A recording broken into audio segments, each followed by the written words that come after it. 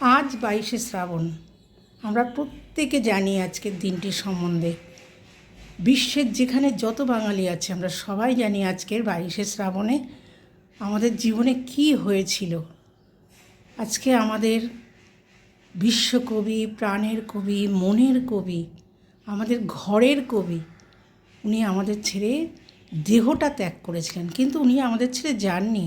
প্রতি সেকেন্ডে উনি আমাদের সাথে আছেন, আমাদের জীবনের সাথে জড়িয়ে আছেন। উনি তো আমাদের জীবনে ইন্সপিরেশন। যে মানুষটা এত দুঃখ কষ্টের মধ্যেও কিন্তু যার কলম থামেনি, কলম উনি চালিয়ে গেছেন। ওনার গান কবিতা মানুষকে কীভাবে ইন্সপায়ার করে দেখুন।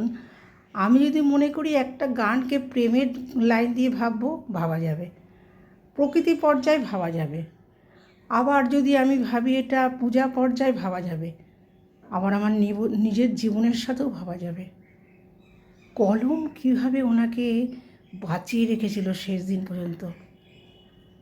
আজকে রবীন্দ্রনাথ ঠাকুরের হয়তো শরীরটা চলে গেছে, কিন্তু উনি প্রতি মুহূর্তে আমাদের মধ্যে আছেন।